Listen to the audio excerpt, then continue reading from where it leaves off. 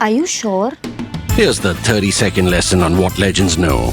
Never ask a bride why she's getting married. Don't wear a skirt on a windy day. Deodorant is not a shower. Don't sniff chili flakes. And don't forget, saving is not investing. Legends don't just save, they invest in mutual funds. Mutual fund investments are subject to market risks. Read all scheme-related documents carefully. By the time this reaches you, or we publish this, or you start watching this episode of Cut the Clutter, there will be an almighty protest already on the streets of Kolkata. Now, Kolkata is a city of protests. It is used to protest.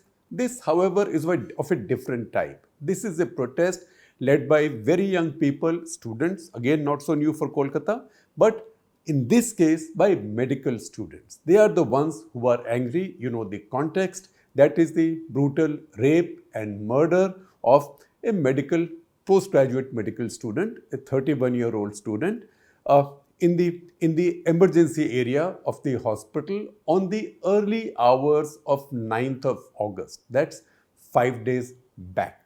Now, this protest has broken out. Alongside, there are protests also taking place across the country in medical colleges, hospitals, because the first community to be hurt and to be affected by this and to be angered by this is doctors, particularly young doctors, because they work at odd hours, they work in very difficult situations. All our hospitals are overcrowded, emergency wards are even more overcrowded, and frankly, we can say that government hospitals are really inhumanely overcrowded, but even the private hospitals are overcrowded. Such is the undersupply of hospital beds and good medical care in our country. Now, what also happens is that because of the overcrowding, partly because of overcrowding and partly also because of the lax security at these hospitals, that a lot of security violations take place and lots of doctors are attacked, particularly women. Lots of women are attacked. In fact, Indian Medical Association in a 2015 study found out that 75% doctors in India have faced violence by patients, their attendants, their family members, or just random other people at some point of time in their careers. That is unacceptable. And I think that anger has now spilled over, that cup of anger has now spilled over, and people are out in the streets. It looks like everybody in Kolkata is involved, backing the protests. It is so spontaneous that many people, many leaders associated with the ruling TMC, Mamata Banerjee's party, are also participating. Mimi Chakravarti, the renowned Bengali film actor who was a Lok Sabha member in the previous Lok Sabha for TMC, she's participating, as is actor called Dev, famous Bengali actor called Dev, whose full name actually is Deepak Adhikari, but I am told everybody calls him Dev. He has postponed the release of the trailer of his coming film Khadan, which is to be a big Durga Puja period release. There is Aparna Sen. You would expect her there. She was also in the forefront of the Shingur, Nandigram protests when the left was in power. She is generally seen to be on the left, in fact, to the left of the left. She's in the protests. Also, Prasenjit Chatterjee, who is a pro-TMC MP. Importantly, Sukhendu Shekhar is a Rajya Sabha member for TMC. He's also said he'll join the dharna. First, he said he will join the protest. Then he said he will do a dharna at his home. So let us see what happens. But such is the anger that it looks like everybody is involved. The left is out in protest. Congress party has issued statements. These are not people, not parties which are with the BJP. You would expect the BJP to react. BJP has reacted at a very high level, and the BJP is keeping the pressure in the city and the state as well. It's also making it a national campaign. But even parties which are opposed to the BJP, that is the left, and party which is aligned with the TMC, which is the Congress, they are also joining in. And in this case, as I've told you, it's also TMC people who are part of this. That is how significant this protest is, and that is how much anger there is. Who who lit this fire? Because immediately when protests take place, people say, oh, some party must have organized it, right? Or some force must have organized it. But as we saw in what was called as Nirbhaya protests in Delhi, this has also had a spontaneous spark. In this case, the spark came from one student from Presidency College. I believe her name is Rimjim. She is a student of political science at Presidency College. She put out a Facebook post asking for these protests, and that grew very quickly, and more people joined in. People joined in Kolkata, in West Bengal, and in the rest of the country as well. This protest also has a name. So as Rimjim put out this Facebook post, the protest also was given a name. It is called We Should All Reclaim the Night. That's why the protest is to begin at 11:55 p.m. on 14th of August on the eve of Independence Day, and then open out into Independence Day, because 5 minutes from 11:55, India will step into the new Independence Day, 77 years after independence, and that's when the call by these protesters will be, we should all reclaim the night, which means people should feel safe at night, particularly women should feel safe at night. In this case, the context is a medical student, but this is a war cry for safety for women anywhere in the country, in any profession. At night means at night, in dark, when they are alone, when there are not other people around. That's how this has become a much bigger protest. Now, what exactly has happened? I will give you some details as we go along. What's happened in this case is, as we know, there was at around 4 o'clock, or looks like between 4:30 a.m. on the 9th of August, that this terrible crime took place. The crime took place in the seminar room attached to the emergency section of the R.J. Kaur Medical College and Hospital. R.J. Kaur Medical College and Hospital is a very large medical college, one of the oldest medical colleges in India. In fact, founded in 1886 and named after its founder, Dr. Radha Govind Kaur must have been a visionary. He founded it as a private medical college. It was founded as a private medical college, and it is the first private medical college founded in Asia. In the course of time, as happened with many private institutions, it was handed over to the government. In 1958, it was handed over to the West Bengal state government. It's a very large medical college hospital, massive. 26 acres in Kolkata is a lot, just about 4.5 kilometers from Sialda station, 11 kilometers from the airport, Netaji Subhash Airport in Kolkata, and about just about a kilometer from Sham Bazar metro station. So very centrally located.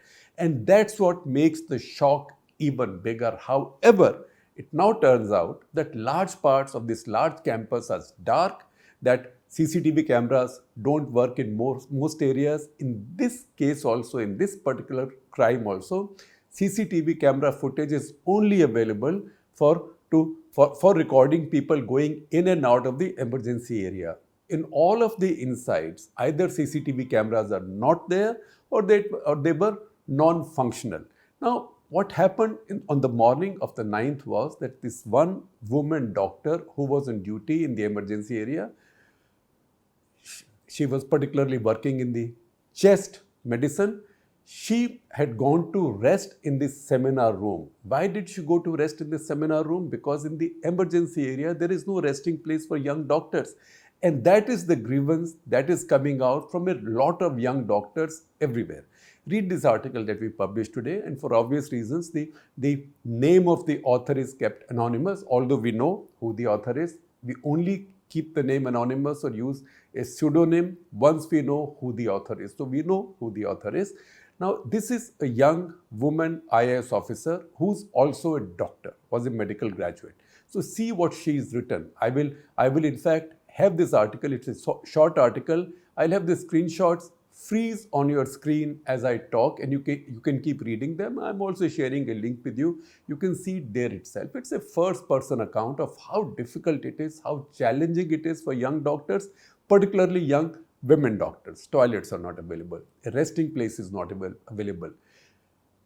Patients come at all times, particularly in the emergency area. So you find some corner, some place to rest at least for a couple of hours. That's what happened to this young woman doctor as well, 31-year-old. She went to seminar room. Seminar room, as I told you, is next to the emergency room.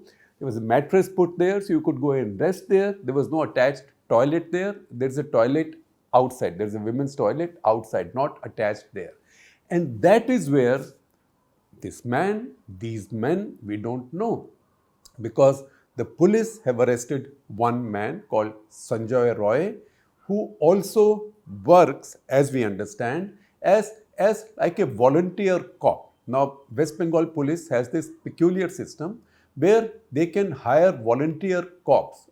I would have been inclined to say home guards, but no, home guards are a very different entity and home guards are a well-defined entity. In this case, the police says we are short of people. So listen, you are a good guy, or in this case, you are a tough guy, you are a trained boxer as this guy is. We might be able to make some use of you. So come join us as an informal cop, right? As a volunteer cop, but we will pay you some money. So about 10 to 12,000. From whatever I read and understand, looks like this guy, Sanjay Roy, was being paid 12,000 rupees a month. Now, he at the same time made no bones about the fact that he was from the cop department, right? He would walk around he would walk around in a t-shirt. On a t-shirt, he'll say Kolkata Police, West Bengal Police, stuff like that. So he was seen as a cop. He was also on duty at this big medical college hospital where the private security, as usually happens, would go to sleep or would be very thin. Most cops will also go away. There's a police post outside. This fellow was a little bit of a dada, allegedly, in the area. He would also fix appointments with doctors for patients, allegedly everywhere. Also get patients beds because they were all in such short supply. Kolkata is a very crowded city with a lot of poor people, and this is one of the premier government hospitals. So he must have been a familiar figure there. Now, looks like he's the prime suspect right now. However, a lot of people suspect, and that is what a lot of the political parties are saying, that this was a case of gang rape, that the kind of injuries that the woman's body has, which have been recorded by the postmortem, these could not have been caused by one assailant alone, one rapist killer alone.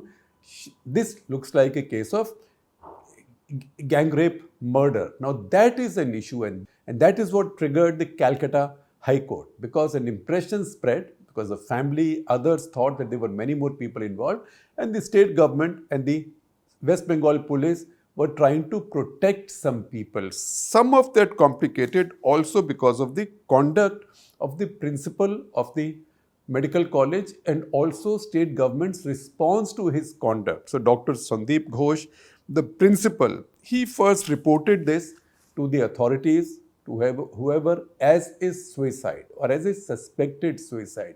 That was the big trigger, because the family, although he did not tell the family is not saying that he told them that it was suicide.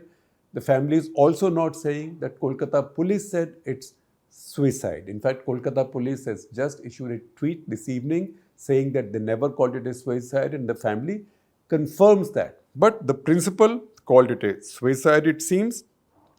He had earlier served in a district medical college and he had been promoted to this, and thereby an impression also grew that he is a favorite of the West Bengal government or TMC, because this is a state government run hospital. An appointment at that level will not be made, quote unquote, unless the person is friendly with the party.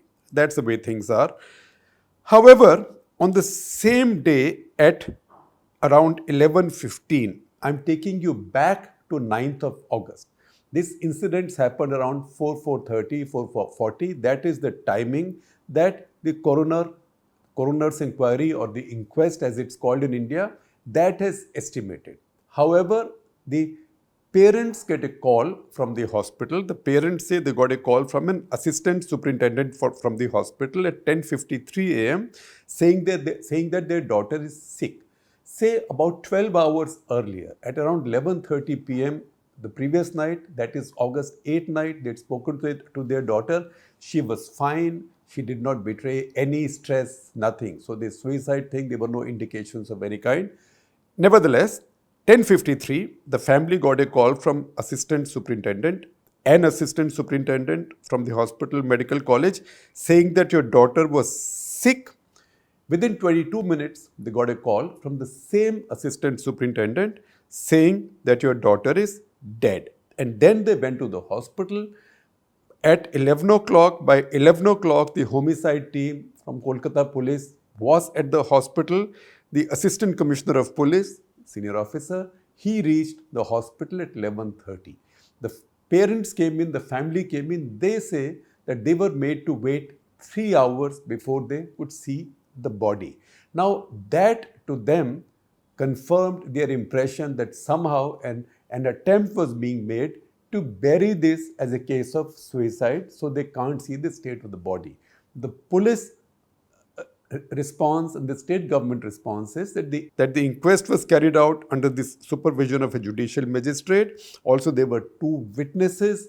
It was all videographed, and then postmortem also was videographed. And then the postmortem was also videographed, where 2 women doctors were also present. However, Dr. Sandeep Ghosh, who's the principal of the medical college, but as he was removed from RG Kor Medical College, he wasn't sent home.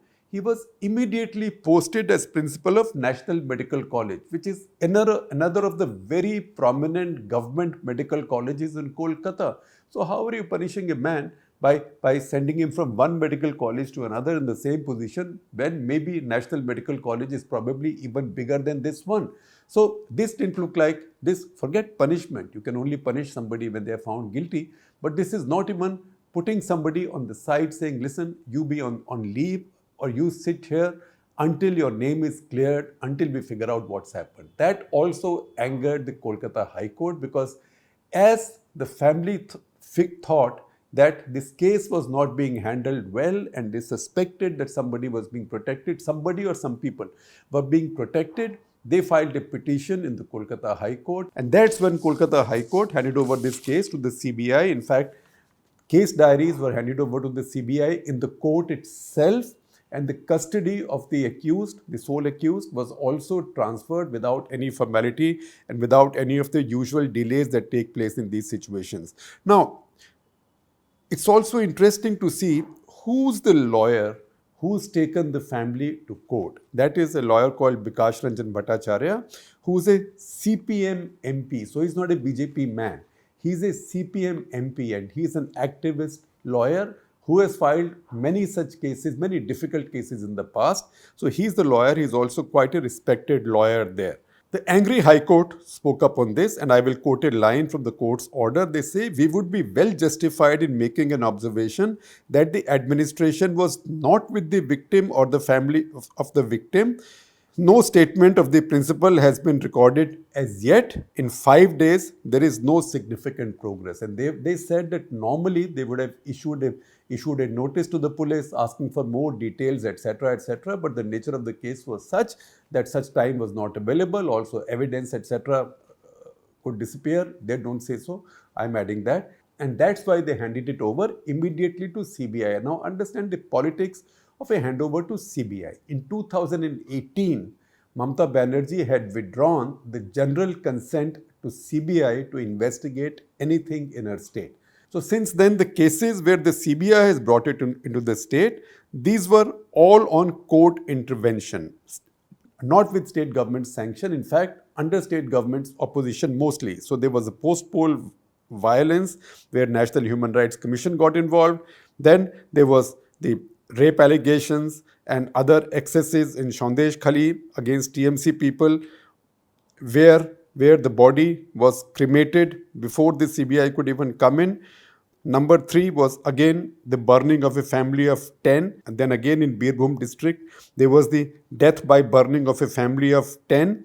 In that case, the accused allegedly died by a suicide while in CBI custody. So that's a bit messy. There was the SSC scam that we all know about, and that's where Partha Chatterjee, the former minister, was also arrested. the ration scam. And in this case, the difference is that even initially, the chief minister did not say that she won't let the CBI come in. She said, let's watch what is happening for a week. She gave her police a week. She said, I'm giving my police a week. If they are still not able to resolve it or solve it to everybody's satisfaction, I will call in the CBI. The High Court cut short that process. They said, no, 7 days, CBI will come in now. Now, what is it that the police findings so far? You will see, when you look at your TV screens, you will find a lot of things being said. Everything is source-based. There also, a lot that's been said has been retracted, at least by more serious organizations. For example, one story that came out and that found a lot of currency was that there were multiple fractures in the pelvic region.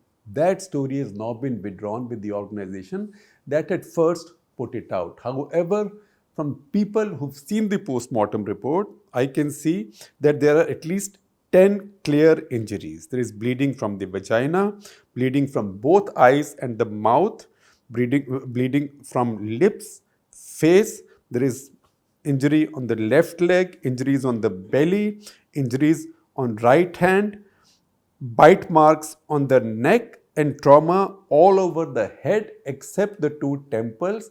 And the postmortem report also says that the injuries to lips suggest that there was an effort either to gag her or to silence her. The inquest report also says that on the mattress there were multiple strands of hair and the mattress was soaked in blood, right? All of this was carried out under the watch of the Additional Chief Judicial Magistrate of Sialda. Also found there was a broken pair of spectacles, a hair clip, and then I have to describe this carefully for you because sometimes you can get into too much detail. It says, for example, that 2 witnesses were there. The whole process of postmortem was videographed. They say that injuries were anti-mortem. Many injuries were found. These were anti-mortem and homicidal, which means they could have caused death. And looks like death was by throttling and smothering. There were bruises. There was evidence of sexual penetration. Except for a few portions of the skull around the temples, there were injuries all over. Injuries to both ears and elsewhere in the body suggested signs of intense, violent struggle. Lips are injured, which, as I told you earlier, which indicate that she was silenced or gagged. Bite marks on the neck are further evidence of the severity of the assault. Because a lot of the bodily fluids are available, it'll be that much possible now to quickly put it through DNA tests. First of all, to figure out whether there was one man or more than one man or how many men. And then this will be evidence to establish their identity in trial as well. A 25-member team from the CBI has gone to Kolkata. That includes 5 forensic experts from the Central Forensic Science Lab and also from All India Institute of Medical Sciences. Now, were there that many people there? Kolkata police has said that the CCTV footage that they have, that shows that after 2:30 a.m., 4 men had gone inside that area at various points of time. They have talked to all 4 and they found inconsistencies in the statement of one. That one they have arrested. However, the larger public opinion is not satisfied with this. The larger public opinion believes that the Kolkata police was generally messing around with this and was not showing the necessary sense of urgency. There was also the next day some renovation work which was going on, which carried on right next to this seminar room. And that got a lot of the local organizations suspicious and angry, thinking that an effort was being made to bury the evidence. As we speak, the anger, indignation, the sense of hurt is running high. More than 3 lakh resident doctors across the country are on strike, maybe looking at emergency cases, etc. Lots of OPDs are shut. There is a demand for a national law. 25 of 28 states have laws to take action against those using violence against doctors, because these incidents keep happening all the time, unfortunately and sadly. All of this has drawn attention to the sad state of our hospitals, the sorry conditions in which doctors, particularly younger doctors, work in emergency areas, and also the kind of sense of insecurity that pervades because people are anxious, people are angry, besides those who come with a pre-planned crime, as is the case in this murder, in this rape and murder. Hospitals are high stress places, high stress for patients, for relatives, for families. Besides those, so even besides those who come with a pre-planned crime, as is the case in this incident in Kolkata, this is a pre-planned crime. This is a pre-planned crime, but there have been other incidents also. So one case that I will mention before I let you go is a case in Kerala that was just about a year ago, just over a year ago, the killing of Dr. Vandana. Dr. Vandana was also a young doctor in the emergency department of a hospital called Kottarakara Taluk Hospital. See her picture. Kottarakara is a town in the Kollam district of Kerala. A patient was brought there, Sandeep, 42 years old. If you can find his picture, we'll show that picture to you because he's now an accused person undergoing trial. Just recently, the Supreme Court has said no to his petition of discharge. What happened in this case? He was brought in after an accident. He had injuries, doctors were treating him, and he got angry while he was being treated. He got angry, he started attacking doctors, the staff, even the cops, because he had been brought in from an accident. Everybody ran away in fear, and this young doctor, Dr. Vandana, she got caught in front. So he allegedly picked up surgical forceps and stabbed her 26 times. 26 times. Another young doctor, Dr. Sajil, he came in, he pushed Sandeep away and he carried Dr. Vandana on his shoulder to the hospital. Then she was taken to another hospital, but it was too late. What is it that Sandeep now, under trial, is claiming in the court seeking a discharge? He's saying that if she had been taken to a better hospital, she would not have died. She would have survived. As we know, after the Kerala High Court, the Supreme Court has also rejected that. So once again, this is an example of the fraught conditions in which young doctors, nurses, other medical personnel, paramedical personnel work in our hospitals, particularly our government hospitals, and even more so in the emergency sections there.